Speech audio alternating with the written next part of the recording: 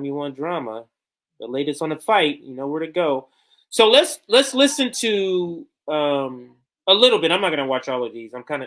Anyway. I don't need to keep repeating myself. Let's watch Humanist reports in the first couple of minutes of their reporting on this. We're gonna skip if they play the fight. We're gonna skip that part because we've already seen that many times. So I don't need to see them fight again. Let's just go to the reaction, and we'll go right here. You just watched a snippet of a screaming match that took place between middle school principal turned Congressman Jamaal Bowman and Republican Thomas Massie, who over the course of his career took thousands upon thousands of dollars either directly or indirectly from the gun industry. Now, the reason why this took place to begin with is because Jamaal Bowman was basically shaming his Republican colleagues as they walked by because they refused to do anything in the aftermath of another deadly mass shooting. He tweeted out, "Republicans won't do shit when it comes to gun violence, but try to tell me to calm down. No, we can't calm down. People are dying every day while we wait." And he is absolutely correct. If ever there was a time to be angry, now is the time. So let's watch the full.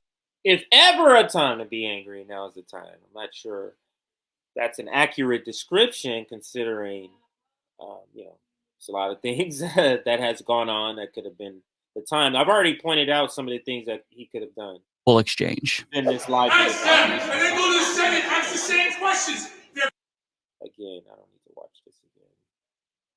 A different angle. Alrighty. All right. So we'll go to the end second, and then he comes in with his commentary here. That right there is how it's done. We would be in a much better position as a country if more Democrats actually had the courage to do what Jamaal Bowman just did there. And you can see throughout the video, Steny Hoyer was... You have to understand, in a professional managerial class, this is like Malcolm X style to them, to the professional managerial class. Because I noticed, like, when they're like, I have to calibrate, translate what they say when they use the terms, because they don't mean the same thing when I'm using the term. Specifically like radical, or like he did a lot, or he did something. The threshold is a lot lower. So to him, to the professional managerial class, like the Humanist report, this is great. Just doing this is enough, or is adequate enough, where you say we need more. No, we don't need more people doing this. We need more. Like, what is this going to translate into? He yelled, made some content, and then that's it. Where was this? Wasn't there shootings during the Biden administration? So how did that go? I mean, you're blaming Democrats now, but didn't Manchin and Sinema have something to do with it when it was Democrats running the House? I just don't buy the extra outrage that Jamaal is trying to paint here, because there's been many shootings, as we all know, and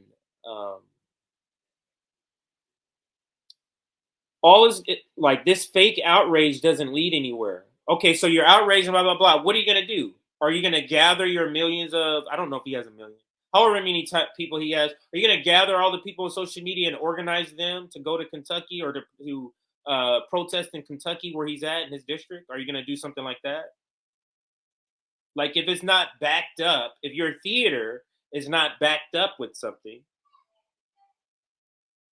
So, yeah, I don't need to give another example. Let's continue with the Humanist report. Was putting his hand on Jamaal Bowman's arm, and I'm assuming he was trying to get him to calm down or stop. But this is the problem with the establishment of the Democratic Party. They're cowards. They're gutless. They lack spines. And so whenever they see somebody actually doing something, justifiably being angry at his GOP colleagues, their first liberal instinct is to cower in fear and think about the political ramifications of this. Oh my God, how will this backfire? Fuck off, Steny Hoyer.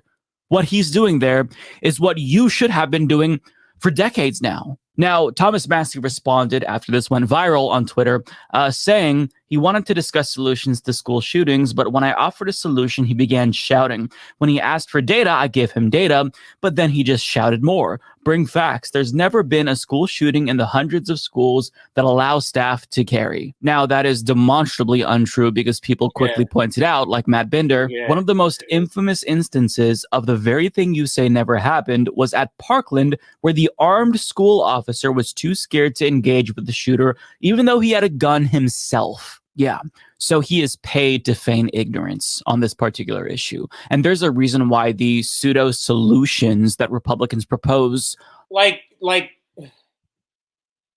it's our position, or at least I'll speak for myself, is my position that what does gun control do? It doesn't fix the problem of despair, the problem of mental health, and the various other issues that surround a lot of these school shootings.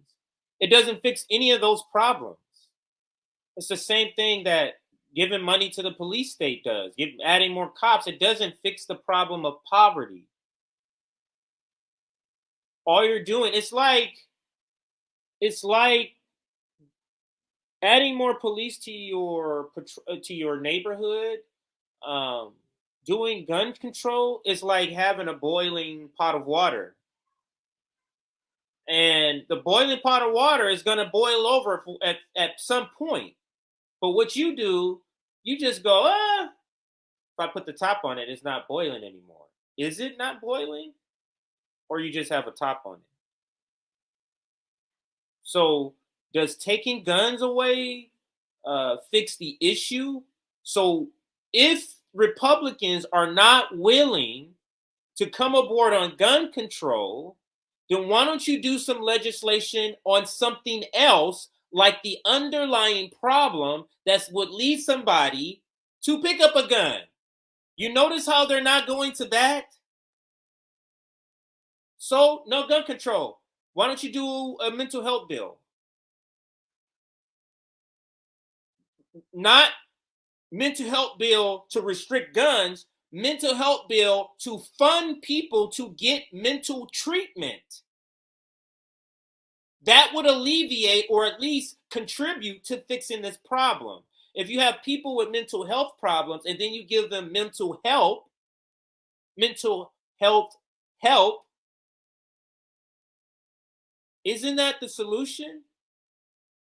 The Democratic Party want to make it seem like gun control is the only solution that's going to fix this problem. So that tells me they're not really trying to fix the problem. They're just trying to have an issue that they can go red and blue, red and blue. That's all they're interested in.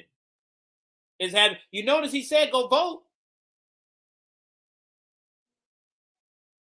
Because why when you go, damn, since you won't take the gun out of the person who has a mental health history, let's go ahead and give the person who has a mental health history more mental health help.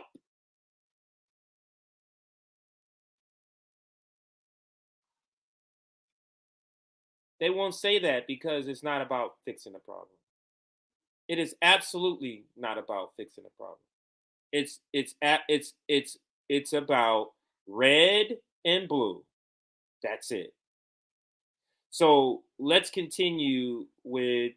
Actually, let's go to the next one. I think we've heard the professional managerial class plays this gun control issue. That's what they play. This is a issue that they like to play. This is a long-term issue that's not like similar to a this is actually very similar to the abortion rights. It would take the act of a Supreme Court to change anything about gun control or gun rights or gun control or whichever you use, because conservatives will say gun rights about this issue. In the same way that it happened to abortion. It's no other way. Since they're using this as a way of triggering people to vote. Is really shameless in my opinion. But let's look and see. There's another couple other videos we have on this. So we have so Nina Turner is not on there. She has some fill-ins there, but we can let's watch the unbossed on this first before we go to the majority report. So here goes unbossed. Again, I don't need to hear the fighting and stuff. I just want to get to the commentary. So let's get to the commentary. And we'll go here. School. Have you ever worked in a school? It's a yes or no question. Clearly, Republican Thomas Massie ain't never worked in a school, but he got schooled that day. That's right, because Bowman had taught in the Bronx. He also founded a public middle school there where he was a principal for decades. He gives a damn about the kids and the fact that they're dying because the Republicans want to keep getting their coins from the NRA. 6 lives are on the table now, including 7 of the shooter. And we have the picture of those 6 lives that were innocent here. And those are the individuals who Bowman were speaking out for in that moment. Now, this is truly a shame. This is truly a shame here. Because Bowman was not speaking for them. Bowman was speaking for his blue team. Bowman said, march them all the way down to the 2024 election. Bowman didn't say march them down there, keep asking them the questions all the way down to their family's house, parents' house, the parents that have to see these bury their dead kids. It don't matter how much they're masking, pretending, and virtue signaling. If you break down the language and the words they choose, you can almost always spot that they're not being sincere. Especially these and that was sort of a planned to be spontaneous looking monologue. And he probably just had points he wanted to hit on, not specific speech. But no, he was not doing that. Moment, and that's what he feels, and rightly so. So many of us across the nation, including myself, have felt it. We simply want meaningful change. I don't think I'm asking for too much. I don't think Bowman's asking for too much, and I don't think America's asking for too much. AB, what am I missing here? I'm not sure what you're missing, to be quite honest with you. I guess at this point, it's if. Man, these liberal black folk, boy. Jesus. These liberal black folks. I have some in my family here. Can't do it. So I had to take a break, a mental break. So, all right, so let's get back in here. Listen to these. I'm not going to defame them. These black women, astute black women who are liberal, give their opinion on this. If everyone's hands is tied, then who does the responsibility of fixing this issue fall on? Because that's all we continue to hear is that we can't do more. We can't do more to fix it. We can't do more to protect children. We don't want to give up our gun rights. What happens if you pass this law and then there's another mass shooting? Then what do we do? Then we start to say, well, the law we just passed didn't cover this one.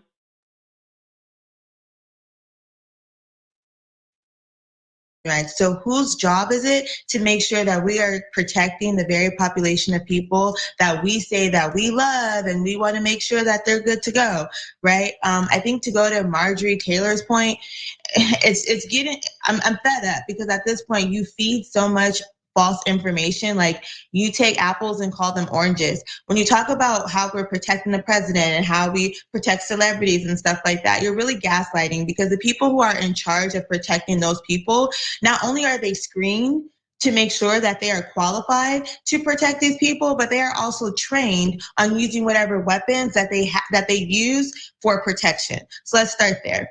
I have another issue too, just with how the conversation that Mr. Bowman had, because people were labeling it as like, oh, they had this heated conversation, this heated argument. No, I think it was passionate, right? And it was well informed, and it was a conversation that needed to be had and that people need to hear, like citizens, American citizens hearing our representatives and our. Completely different take than I had. This was theater.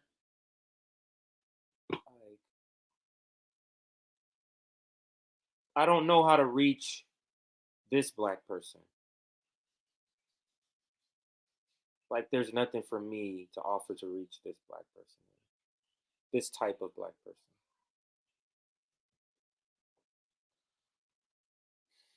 So let's go to the next one. That's a majority report.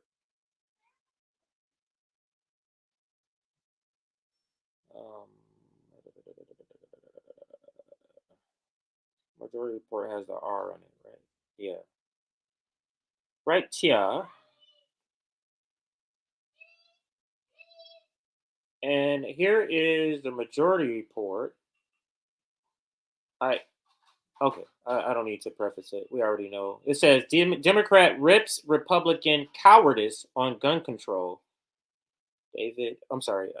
Majority report, Emma. Here is Jamaal Bowman before he was in Congress, a principal. He's an educator. So he has emotional, direct experience with what it's like to protect children in the school system. And so he kind of went off and was vocally incredibly frustrated about the Republicans in the House, now they have the majority, refusing to support gun control legislation in the wake of yet another school shooting in Tennessee. And Bowman basically calls out Republicans to their face and gets into it with one of the more pro-gun representatives in the House, Thomas Massie. Take a look. I stand, and they go to the Senate and ask the same questions. They're cowards.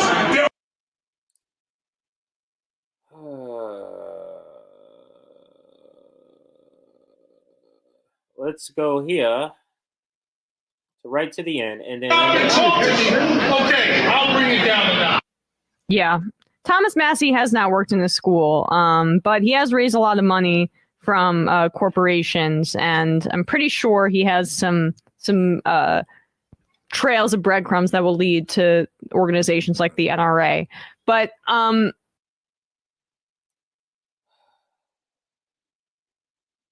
is it worse for Thomas Massie to sell out the working class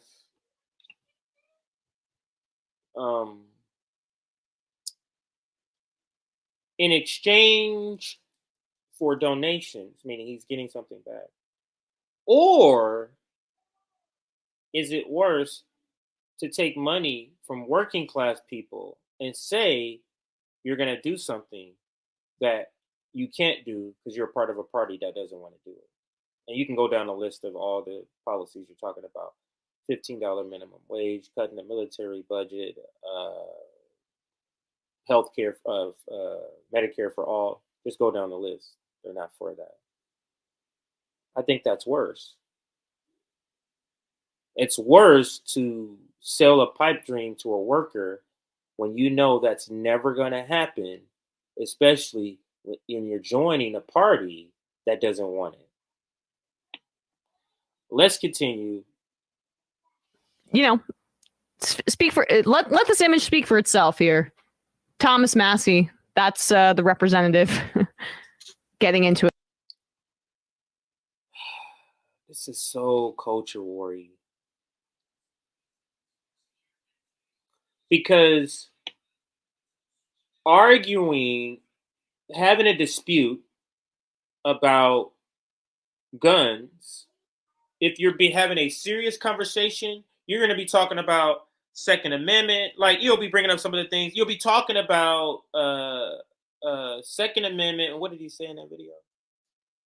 Second Amendment, maybe guns, school officers having guns, having school officers. Like, that's what you're talking about. You're not showing pictures of somebody having a gun.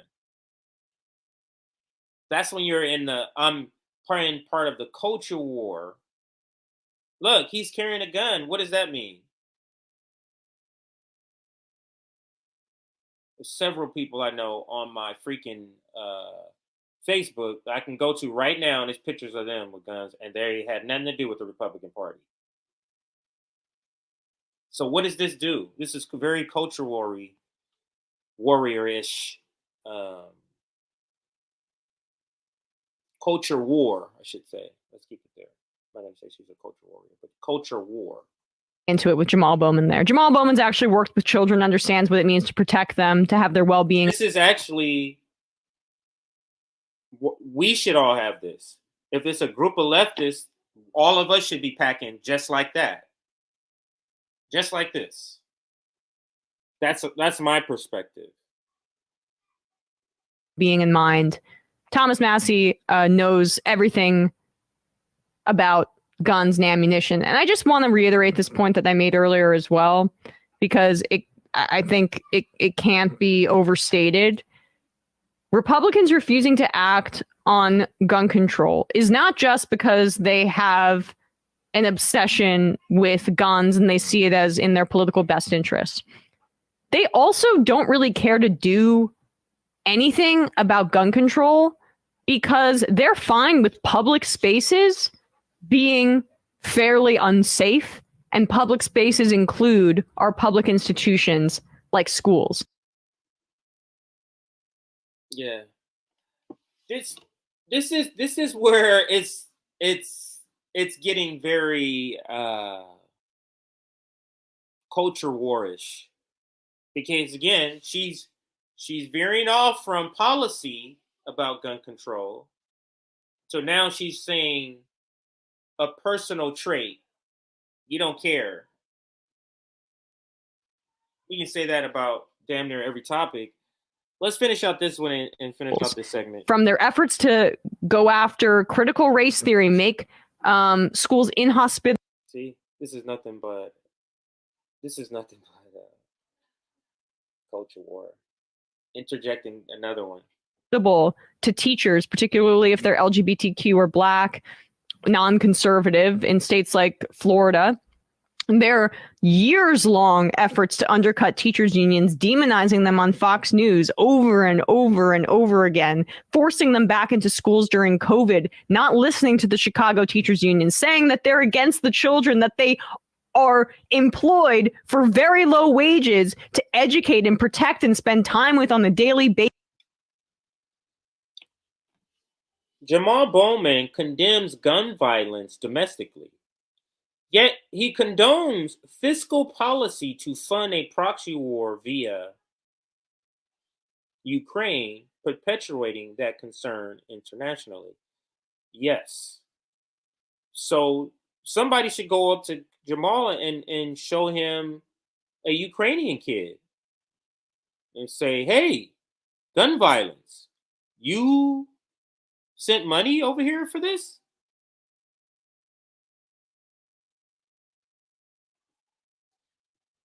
This is why I said social democracy will never be the solution, because social democracy won't attack capital. And the reason he's okay with it domestically, calling for gun control, and not internationally, is because the weapons manufacturer is the biggest freaking behemoth, probably behind pharmaceutical industry, or maybe tied, being powerful, not willing to attack capital. Social democracy and social democrats. Ronald Reagan loved gun control because the Black Panthers had guns. And that leads to this comment here I wanted to put up. Gun control is inherently racist. That is true. Because whose guns are being removed primarily in these gun controls?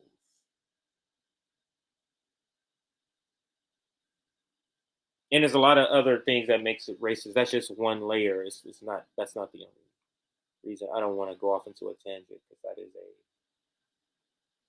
that topic that could be like a whole separate topic. That thing that you just So it's crazy. Let's. Oh, I heard somebody say something. Basis from the opposition to free school lunches in other states. Thankfully, Minnesota just passed it, but you saw the extremism from the Republican minority on the Minnesota State House floor, basically arguing against it, saying that that should not be a part of what a public school provides. They are deeply invested ideologically to their core, the Republican Party, in ensuring that the institution of public school, and I know that in this Tennessee instance, it was a private school, but still, this is a part of like a broader effort. It doesn't fit with your social democrat soliloquy or your monologue here, huh, Emma? You had, because you was going off and then, oh, it's a private school. Sorry, let me interject that part. So anyway, same, run-of-the-mill social commentary on it.